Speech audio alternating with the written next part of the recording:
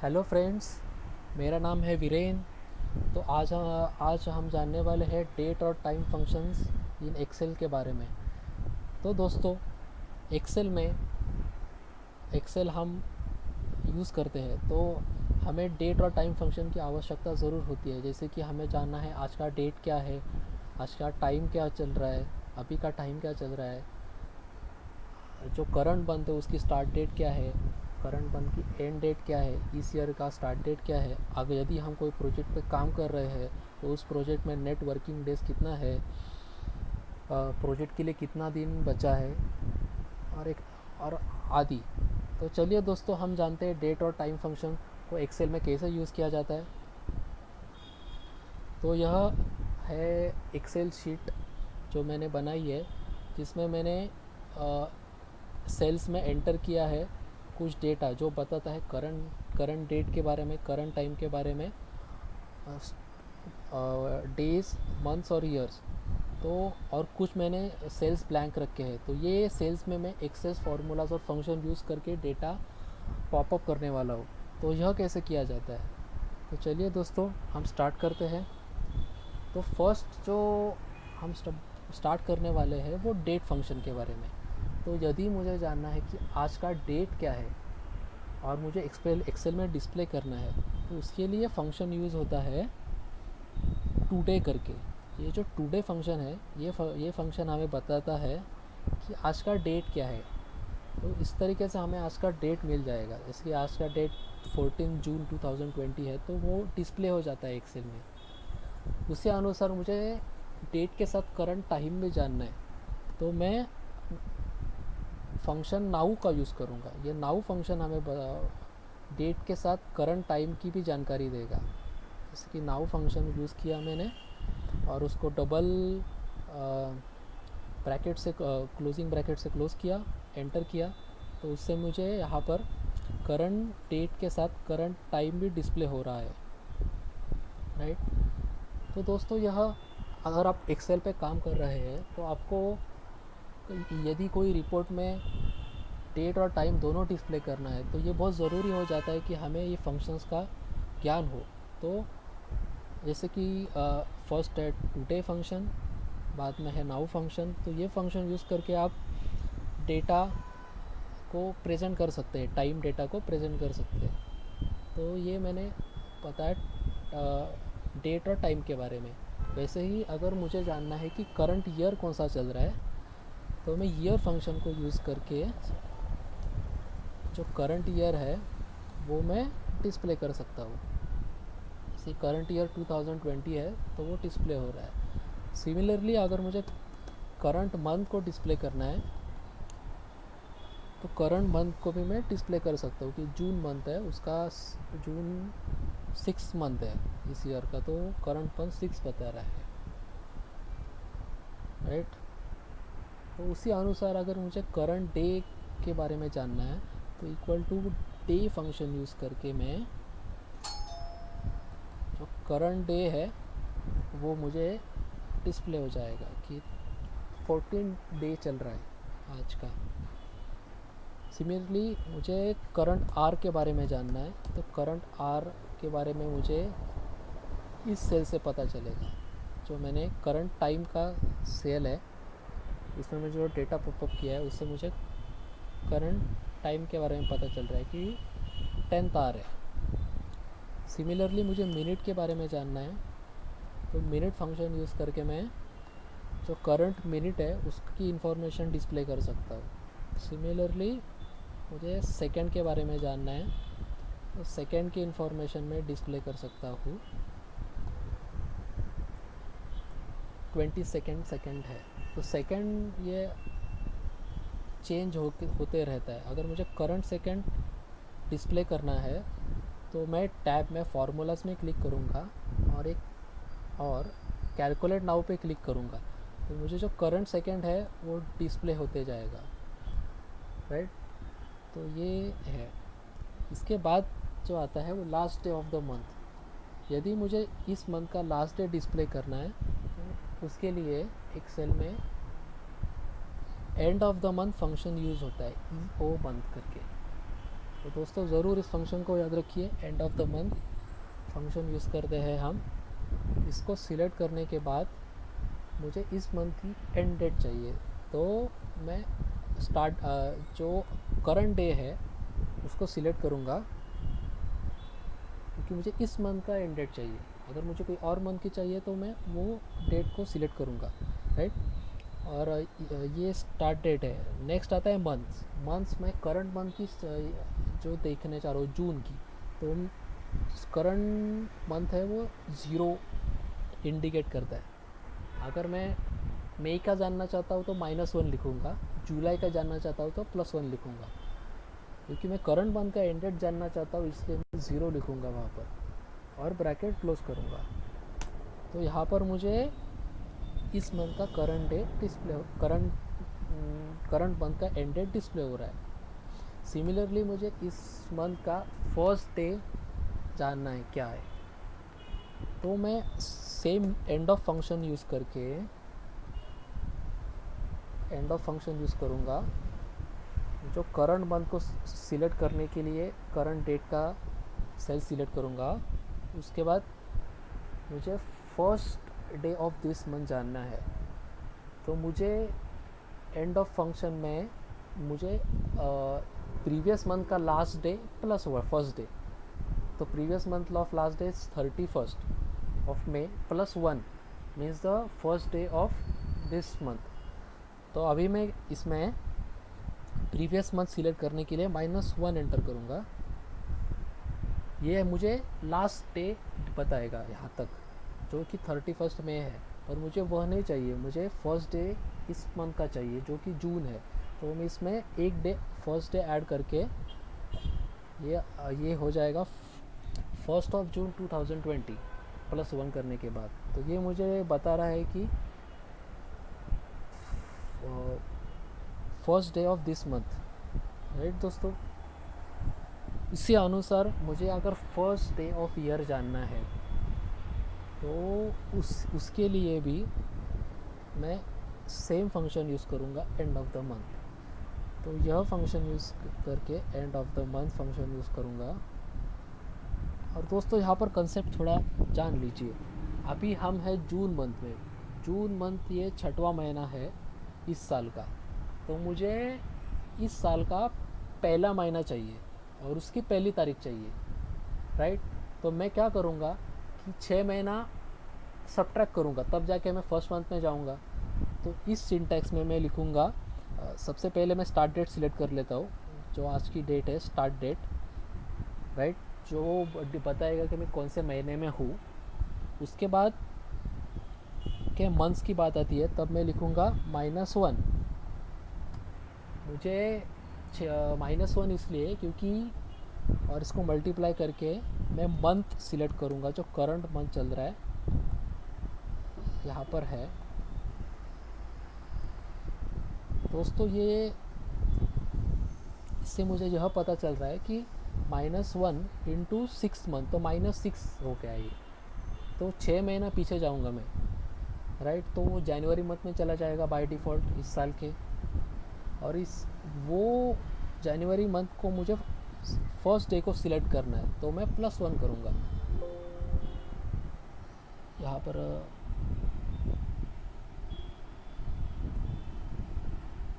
Okay दोस्तों, यहाँ पर मुझे फर्स्ट डे ऑफ ईयर मिल गया 1/1/2020। तो याद रखिए दोस्तों, यहाँ पर हमेशा आपको नंबर ऑफ़ मंथ्स माइनस करना है। हमें जो करंट ईयर चल रहा है उसमें से हमें मंथ्स माइनस करना है। तो उतने मंथ्स माइनस करने के से हमें first month of the year में जाएंगे हम, और उसमें हमें +1 किया तो first day of the year मिलेगा। तो इस तरीके से हमें first day of the year मिल गया है, राइट दोस्तों। तो आगे बढ़ते हैं। आगे यह मैंने लिखा है परसेंटेज थ्रू ईयर। तो यह बताता है कि हम इस साल में कितना टाइम यूज़ कर चुके हैं। जैसे कि मैं जून महीने में हूँ, जून महीना आउट ऑफ 12 मंथ्स में जून महीना 6 महीने में 6 मंथ में हूँ, और आज की डेट है 14 जून। तो मैंने कितना टाइम इस साल का यूज़ ख़त्म हो चुका है वो जानने के लिए फंक्शन यूज़ करते हैं ईयर फ्रैक। दोस्तों याद रखिए ये फंक्शन है ईयर फ्रैक, हम यूज़ करते हैं। हमें जानना है कि कितना कितना इस साल का टाइम यूज़ हो चुका है। तो मैं यहाँ लिखूँगा स्टार्ट डेट है जो 1 जनवरी। ओके, एंड डेट मतलब आज की डेट होगी और मैं इसे क्लोज करूँगा। तो मुझे यहाँ पता चल रहा है कि 45% इस साल का टाइम यूज़ हो चुका है, राइट। तो यह फंक्शन ईयर फ्रैक यूज़ कर सकते हैं दोस्तों। इसके अलावा हम आगे बढ़ते हैं। यदि हम कोई प्रोजेक्ट पे काम कर रहे हैं और प्रोजेक्ट स्टार्ट डेट होती है और प्रोजेक्ट की एक एंड डेट होती है। तो यदि हमें जानना है कि प्रोजेक्ट के एंड डेट में कितना दिन बचा है, यहाँ पर कितना दिन बचा है, उसमें कितने वर्क डेज हमारे पास है, कितने मंथ्स बचे हैं, कितने ईयर्स बचे हैं, तो उसके लिए एक्सेल के फार्मूलाज यूज़ करते हैं। तो हम आगे बढ़ने के लिए हम प्रोजेक्ट की एक स्टार्ट डेट डिसाइड करेंगे। जैसे मान लीजिए मैं कह रहा हूँ प्रोजेक्ट 1 मार्च को स्टार्ट हुआ और प्रोजेक्ट ये मैंने स्टार्ट डेट फिक्स कर लिया यहाँ पर। और यदि इस महीने का प्रोजेक्ट एंड डेट है, ये मैं नवंबर में फ़िक्स करता हूँ। ये बोल रहा हूँ मैं 10 नवंबर 2020 को मेरा एंड डेट है, राइट। तो दोस्तों यदि हमें जानना है कि प्रोजेक्ट के एंड डेट तक अभी कितना दिन बचा है, तो उसके लिए हम जान सकते हैं। तो उसके लिए एक फार्मूला हम यूज़ करते हैं एक्सेल में, जिसे हम कहते हैं डेट डिफरेंस। ओके दोस्तों, तो ये फार्मूला यूज़ करके हम एक ब्रैकेट ओपन करेंगे। उसके बाद इसका सिंटैक्स याद रखिए दोस्तों। इसका सिंटैक्स है, सबसे पहले आता है स्टार्ट डेट, जो है करंट डेट। हमें करंट डेट से जानना है कि एंड डेट तक कितना दिन बचा है, राइट। तो ये मेरा हो गया स्टार्ट डेट। ओके दोस्तों, इसके बाद आता है प्रोजेक्ट का एंड डेट। प्रोजेक्ट का एंड डेट में डिसाइड किया है मैंने, जो मैंने फिक्स किया है नवंबर में। ओके, और इसके बाद का जो हम लिखते हैं आर्ग्यूमेंट, उसे हमें लिखना है कोट्स में। हम कोट्स में ऐसा लिखेंगे, मैं कोट्स ओपन करूँगा और इसमें 3 चीज़ें यूज़ होगी। अगर मुझे डेज़ जानना है तो डी लिखूँगा मैं, मंथ्स जानना है तो कैपिटल एम लिखूँगा, और ईयर जानना है तो कैपिटल वाई लिखूँगा। पर इस केस में मुझे डेज़ जानना है तो मैं यहाँ पर कैपिटल डी लिखूँगा और ये कोट से क्लोज कर दूँगा मैं, राइट दोस्तों। और ये ब्रैकेट क्लोज करके एंटर करूँगा। तो मुझे पता चल रहा है कि आज से 149 डेज़ मेरा बच रहा है प्रोजेक्ट ख़त्म होने तक। ओके दोस्तों, तो यह इस तरीके से हम जान सकते हैं कितना दिन बचा है। उसी अनुसार यदि मुझे जानना है कि कितना वर्किंग डेज़ है हमारे पास प्रोजेक्ट ख़त्म होने तक, जिसमें वीकेंड्स ऑफ होता है, सैटरडे संडे ऑफ मैंने यहाँ पर माना है कि सैटरडे संडे वीकेंड ऑफ है। पर आप इसको मैन्युअली सेट भी कर सकते हैं कि मेरा कौन सा डेज़ ऑफ रहेगा। तो उसके अनुसार मैं आपको ये फंक्शन यूज़ किया जाता है, equal to net work days. ये फंक्शन यूज़ करके जो करंट डेट से है, करंट डेट से मुझे एंड डेट तक जानना है कि कितना नेट वर्किंग डेज़ मेरे पास बचा है, राइट। तो इसको 107 नेट वर्किंग डेज़ बचा है एक्सक्लूडिंग वीकेंड्स। ओके, तो यदि मुझे इसमें कोई हॉलीडेज़ आता है बीच में, तो नेशनल हॉलीडेज़ है। जैसे कि मैं यहाँ पर एक नेशनल हॉलीडेज़ लिख देता हूँ। गांधी जयंती एक नेशनल हॉलीडे है इस साल का, तो मैं गांधी जयंती को नेशनल हॉलीडे करके फिक्स कर देता हूँ। ओके। ओके दोस्तों, तो ये मैं एक हॉलीडे ऐड किया लिस्ट में। आप इस तरीके से आपके हॉलीडेज़ ऐड कर सकते हैं, नेशनल हॉलीडेज़, और उसको भी आप इस लिस्ट में ज्वाइन करके देख सकते हैं। तो मैं except weekends and except holidays, मेरे पास कितने वर्किंग है डेज़ है यह जानना है। तो यहाँ पर आपको दिख रहा है कि हॉलीडेज़ में सिलेक्ट कर सकता हूँ, हॉलीडेज़।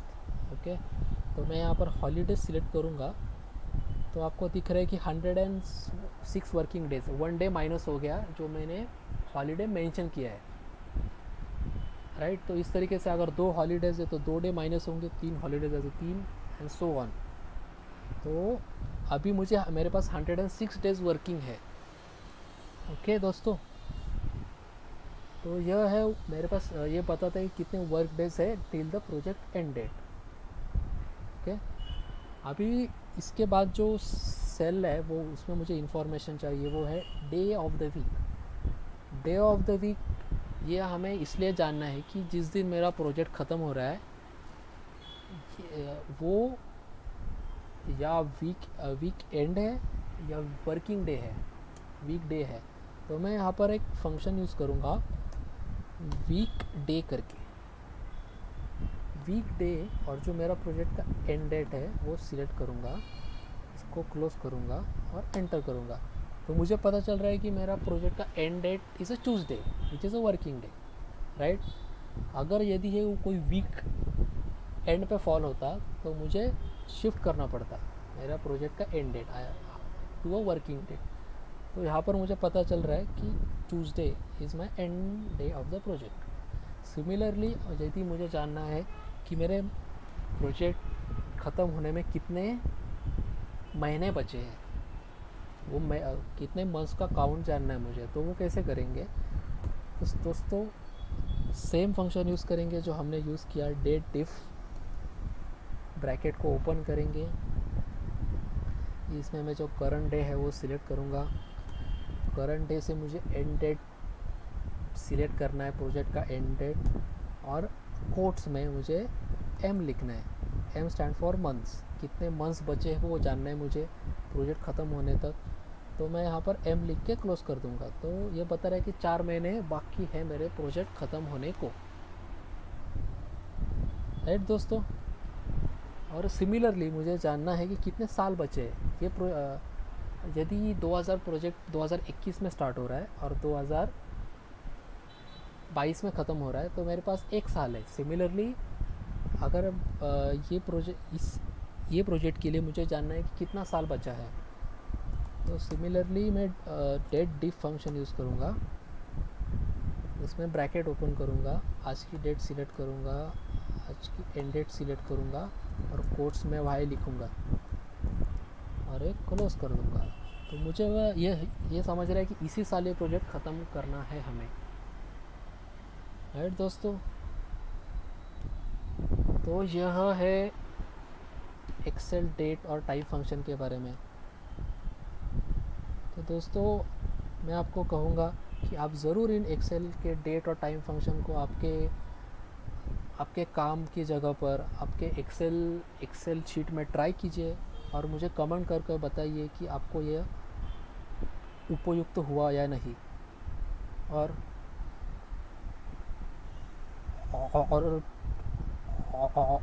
यदि आपको मेरा वीडियो पसंद आया होगा तो मेरे इस चैनल को मेरे चैनल को सब्सक्राइब करना ना भूलें